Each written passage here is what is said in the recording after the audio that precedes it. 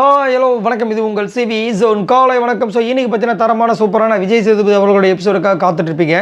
So நானும் அதுக்காக காத்துட்ருக்கேன். அது மட்டும் இல்லாமல் இன்றைக்கி தட்டபுடலான விருந்து, கறி விருந்து கண்டிப்பாக வந்து இருக்குன்னு நினைக்கிறேன். வாத்தி ரைடு அதுவும் இருக்கும், எல்லாமே இருக்குது. வேறு என்ன வேணும் அந்த மாதிரி வந்து சம்பவங்கள் இன்றைக்கி காத்துக்கிட்டு இருக்கு. அதுக்கு முக்கிய காரணம் மைக் இஷ்யூ வரப்போகுது. அதுக்கப்புறம் கோர்ட்டில் வந்துட்டு ஆதரி கேஸை டமான்னு அமுக்கினாங்க பாருங்க, அந்த கேஸ் வரப்போகுது. அதுக்கப்புறம் கனி வந்து விஜய் பார்வதிக்கு எதிராக ஒரு விஷயம் பண்ணாங்களே, கனி மட்டுமா வியானாவிலேருந்து அந்த குரூப்பே பண்ணாங்களே, அந்த விஷயங்கள் வரப்போகுது. கடைசியாக அமித்தை வந்து பாராட்டக்கூடிய விஷயங்கள் வரப்போகுது. நிறைய விஷயங்கள் வரப்போகுதுன்ற மாதிரிலாம் இன்ஃபர்மேஷனாக தகவலாக வருது. அது மட்டும் இல்லாமல் கமருதனுக்கு ஒரு பெரிய அடி விழப்போகுது. அது என்ன மாதிரி அடியாக இருக்க போகுதுன்னு தெரியல. ஸோ நிறைய விஷயங்கள் காத்துட்ருக்கு. அது மட்டும் இல்லாமல் இந்த வாரம் கிட்டத்தட்ட 7 பேர் நாமினேஷன்ஸ் வந்தாங்க. ஆக்சுவலாக 8 பேர் வந்திருக்கணும். பிக் பாஸ் சரியான ஒரு ட்விஸ்ட்டை கொடுத்து கடைசியில் நாமினேட் பண்ணுங்கன்னு சொல்லி அதில் வந்துட்டு ஒரே ஒருத்தர் ரம்யா மட்டும் நாமினேட் பண்ண காரணத்தினால விஜய் பார்வதி எஸ்கேப் ஆகிட்டாங்க. அதனால் வந்துட்டு இந்த ஓட்டிங் சிஸ்டமே ரொம்ப டல்லாக போயிட்டுருக்கு. ஸோ இப்போ மீதி இந்த 7 பேரில் இந்த வாரம் யார் வெளியே போக போகிறாங்க அப்படின்ற விஷயங்களை பார்க்கலாம். முதல்ல இந்த 7 பேர் முதல் யார் யாருன்னு உங்களுக்கு தெரியும் நினைக்கிறேன். இருந்தாலும் நான் சொல்லியிருக்கிறேன். இந்த வாரம் மொத்தம் 7 பேர் வந்தாங்களே, யார் யாருன்னா கமருதீன், சபரி, அதுக்கப்புறம் எஃப்ஜே, ரம்யா, சாண்ட்ரா, கானா வினோத். ஸோ இவங்க தான் வந்துட்டு இந்த வாரம் வந்த நபர்கள். இவங்களில் இப்போதைக்கு இந்த பிக் பாஸ் விட்டு போகிறதுக்கு வாய்ப்பே இல்லை அப்படின்ற பார்க்குற ஒரு முக்கியமான நபராக யார் இருக்காங்க அப்படி பார்த்தீங்கன்னா கானா வினோத். ஸோ கானா வினோத் இந்த பிக் பாஸ் வீட்டுக்குள்ளே பார்த்தீங்கன்னா கண்டிப்பாக ஒரு தரமான ஒரு சம்பவத்தை பண்ணிகிட்ருக்காரு. அது மட்டும் இல்லாமல் அவர் சம்பவத்தை பண்ணாமல் இருக்கும்போதே நிறையா ஓட்டு வந்துச்சு. இப்போ சம்பவங்கள் பண்ண ஆரம்பித்தார், அப்போ ஓட்டு வராதா? அது மட்டும் இல்லாமல் விஜய் பார்வதி ரசிகர்கள் நிறைய பேர் வந்துட்டு கானா வினோத்துக்கு ஓட்டு போடுறோம் அப்படின்ற மாதிரி கமெண்ட்ஸாக கொடுக்குறாங்க. ஈவன் கமருதனுக்கு கூட போடுறதுக்கு விருப்பம் இல்லை, ஆனால் கானா வினோத்துக்கு போடுவோம் அப்படி நம்மளாம் சொல்கிற விஷயங்கள் நம்ம பார்க்க முடியுது. காரணம் என்னென்னா, கானா வினோத்தோட கேம்ஸ் இப்போ கொஞ்சம் நல்லா வந்துட்டுருக்கு. அதுவும் குறிப்பாக இந்த வாரம் வந்துட்டு கமருதனுக்காகவும் விஜய் பார்வதிக்காகவும் பேசின விஷயங்கள்லாம் செம்ம மாசான ஒரு விஷயம். அதுவும் தப்பே செய்யாமல் இவங்க 2 பேரும் வந்துட்டு உங்களுக்கு குற்ற உணர்ச்சி இல்லை அப்படின்னு விக்ரம் பேசும்போது அதை தட்டி கேட்டு முதல்ல அந்த வேலையை உங்களுக்கு கொடுக்க வேலை, நீ பாட்டுக்கு வந்து குற்ற உணர்ச்சி அந்த உணர்ச்சி இந்த உணர்ச்சி பேசுகிறதுக்கு நீ யார் அப்படின்னு கூப்பிட்டு அவரை கலாய்க்கும் போது சாரிங்க தெரியாமல் பண்ணிட்டேன், மறந்துட்டேன் என்னை மன்னிச்சிருங்கன்னு சொல்லிட்டு போனப்போ இந்த சீன்லாம் நாங்கள் ஆல்ரெடி பார்த்துருக்கோம் அப்படின்னு சொல்லி கலாய்ச்ச விஷயங்கள் எல்லாமே சூப்பர். அதில் நேற்று வந்துட்டு தேவியா கூட வந்துட்டு சரியான ஒரு சிரிப்பு நடந்துச்சு. ஸோ கண்டிப்பாக பார்த்து என்ஜாய் பண்ணியிருப்பீங்க. ஸோ இப்போ தான் வந்துட்டு அவருடைய விஷயங்கள் எல்லாமே வெளியில் சூப்பராக வருது, பார்க்கலாம். ஆனால் கண்டிப்பாக எனக்கு தெரிஞ்சு இந்த வாரம்லாம் போகிறதுக்கு வாய்ப்பே கிடையாது. அடுத்தது பிரச்சனை இல்லாத நபரில் யாருக்கு பார்த்தீங்கன்னா சபரி. நான்லாம் ஆக்சுவலி இந்த வாரம் சபரி போயிடுவார்னு தான் நினச்சேன். ஆனால் என்னமோ மாயமோ மந்திரமோ தெரியல, இது வரைக்கும் ஓட்டு கம்மியாக வந்த சபரிக்கு இந்த வாரம் பார்த்தீங்கன்னா டிபிள்னு விழுகுது.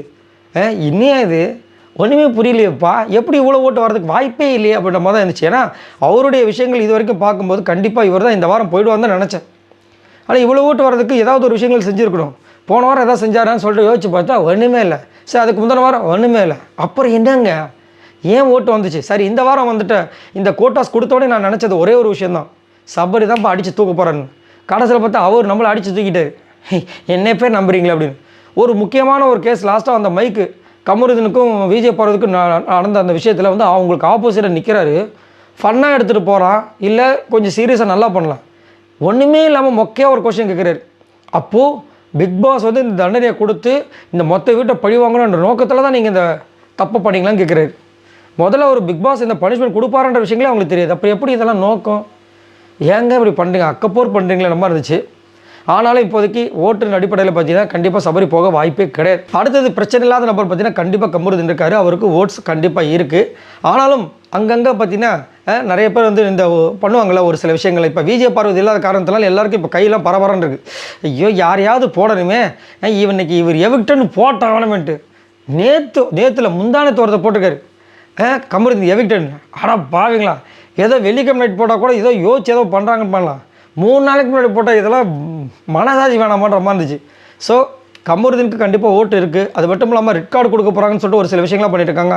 ரெட் கார்டு கொடுக்குற அளவுக்குலாம் அவங்க பண்ணலை, எல்லாம் பண்ண விஷயங்களை தான் அங்கே பண்ணியிருக்காங்க, சரிங்களா? ஆனால் பண்ண விஷயங்கள் எல்லாமே தவறு தான், இல்லைன்னு சொல்லலை. பட் இருந்தாலும் அவர் வெளியே போகிறதுக்கு வாய்ப்பே கிடையாது. ஆனால் ஒரு வருஷம், அதாவது வருஷம் பார்த்தீங்கன்னா எப்பயுமே ஒரு ஷாக்கிங் எவிக்ஷன் ஒன்று நடக்கும். அதுலேயும் ஒரு மாட்டி போகிறோன்ற ஒரு டவுட் இருக்குது. ஈவன் அதுக்கு எக்ஸாம்பிளுக்கு பார்த்தீங்கன்னா சீசன் 4 வந்து சன்னம் போயிருப்பாங்க. இவர் நம்ம ராஜு சீசனில் வந்துட்டு இவன் அண்ணாச்சி போயிருப்பார். இந்த மாதிரி நிறைய சம்பவங்கள்லாம் நடந்திருக்கு. அந்த மாதிரி ஒரு சம்பவம் இது வரைக்கும் நடக்கலை. அது இவராக இருக்குமோ அப்படின்ற மாதிரி தோணுது. உங்களுக்கு என்ன தோணுதுன்ற சொல்லுங்கள். பட் நல்ல ஒரு தரமான ஒரு போட்டியாளர் தான். அடுத்தது பிரச்சனை இல்லாத நபரில் பார்த்தீங்கன்னா யாருக்குன்னா நம்மளுடைய சாண்ட்ராக்கு பார்த்தீங்கன்னா ஓட்டு ஓரளவுக்கு நல்லாவே வந்துருச்சு. போன வாரம்லாம் பார்த்தீங்கன்னா ரொம்ப கம்மியாக இருந்துச்சு ஓட்டு. லாஸ்ட்டில் இருந்தாங்க பிரஜனும் அவங்களோட மனைவி சான்றாவும் ஒரு சேர பக்கத்தில் இருந்தாங்க, ஹாய் ஹாய் அப்படின்ட்டு. டபால் பார்த்தீங்கன்னா திடீர்னு வந்து பிரஜன் வந்து பாய் பாயின்ட்டு போயிட்டார். இப்போ அவங்களுக்கு பார்த்தீங்கன்னா ஓட்டு செம்மையாக வந்திருக்குது. இப்போ நல்ல ஓட்டு தான் ஓரளவுக்கு வாங்கியிருக்காங்க. சரிங்களா? ஏன் காரணம், பிரஜனோட ரசிகர்கள் இப்போ வந்து ஒன்று சேர்ந்துட்டாங்க. நம்ம அண்ணனோட ஒய்ஃபை ஒட்டுருவோமோ நம்ம அப்படி சொல்லிட்டு ஓட்டு போட்டு தெறிக்க விட்றாங்க. அது மட்டும் இல்லாமல் இந்த வாரம் ஓரளவுக்கு பண்ணாங்க. அதே மாதிரி அவங்களோட ஜட்ஜி விஷயத்தை சூப்பராக பண்ணாங்க. கண்டிப்பாக அப்ரிசியேஷன் வரதுக்கு வாய்ப்பு எக்கச்சக்கமாக இருக்குது. அது மட்டும் இல்லாமல் ரொம்ப ஓவராக ஃபீல் பண்ணுறாங்க. இன்றைக்கி இந்த அதாவது நேற்று நடுவில் நைட்டு அந்த ப்ரொமோஷன் டாஸ்க்கில் கூட வந்துட்டு பிரஜனோட ஷர்ட்டோடு தான் சுற்றிட்டு இருந்தாங்க. அதே மாதிரி அவங்கள வந்துட்டு திவ்யா நம்ப வச்சு ஏமாத்தின விஷயங்கள் நிறைய அவங்க இப்போ தான் வந்து புரிய வருது. அதனால தான் முன்கூட்டியே வந்துட்டு இதை யூகிச்சு நம்ம விஜய் சேதுபதி அவர்கள் உங்களை அவங்க யூஸ் பண்ணுறாங்க, பார்த்து நடந்துக்குங்க சாண்ட்ரா, குழந்தையாக இருக்கீங்க, நம்பாதீங்கன்னு சொல்லியிருக்காரு. அது இந்த பொண்ணுக்கு தெரியாமல் போயிடுச்சு, இப்போ தான் தெரிய வருது. அதே மாதிரி திவ்யாவும் அந்த ஒஸ்ட்டு பர்ஃபார்மன்ஸை சாண்ட்ராவை சொன்னாங்க பாருங்க, கொடுமையிலும் கொடுமை. அதுவும் வேறு ஏதாவது காரணம் சொல்லியிருக்கலாம், ஜட்ஜ்மெண்ட் சரியில்லை ஏதோ ஒன்று சொல்லியிருக்கலாம்.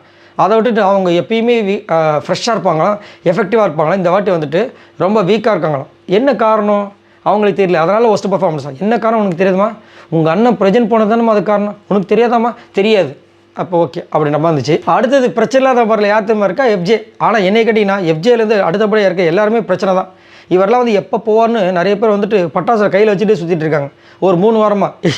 தயவு செஞ்சு அமைச்சிருங்க, இந்த பட்டாசை வெடிச்சு விட்றேன், இந்த பட்டாசை வெடிக்க முடியாமல் இந்த பட்டாசுக்காகவாவது அவரை வெளியே அனுப்புங்க அப்படின்றாங்க. ஏன்னா காரணத்தை சொல்லி ஓட்டு கம்மியாக இருக்க அவர் அனுப்புவாங்க, நம்மளும் எதிர்பார்த்து ஏமாற்றம் மட்டும் தான் மிச்சம். பட் இந்த வாட்டி போகிறதுக்கு வாய்ப்பு எக்கச்சக்கமாக இருக்குது.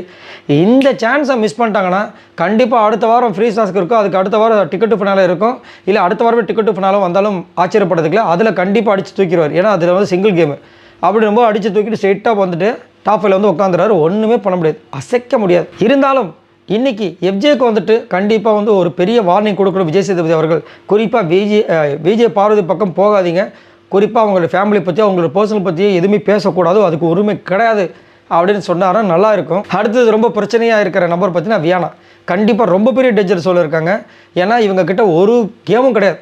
ஸ்டார்டிங் நல்லா சூப்பராக விளாண்டாங்க, இப்போ பற்றி ஒன்றுமே இல்லை அவ்வளோதான் அப்படின்ற மாதிரி இருக்குது. அது மட்டும் இல்லாமல் என்னென்னோ லவ் ட்ராக் ஸ்டார்ட் பண்ணாங்க, எஃப்ஜே கூட ஸ்டார்ட் பண்ணாங்க, ஒன்றும் செட் ஆகலை. வெளியில் இருக்கிற நம்ம பிக் பாஸ் டீமே வந்துட்டு ப்ரொமோலாம் போட்டு ட்ரை பண்ணாங்க, ஒர்க் அவுட் ஆகலை. அதுக்கப்புறம் வந்து கமருதன் கூட லைட்டாக வந்து ஸ்டார்ட் பண்ணாங்க, அதுவும் ஒர்க் அவுட் ஆகலை. வேறு என்ன பண்ணுவாங்க அவங்க அப்படின்ற மாதிரி இருக்காங்க.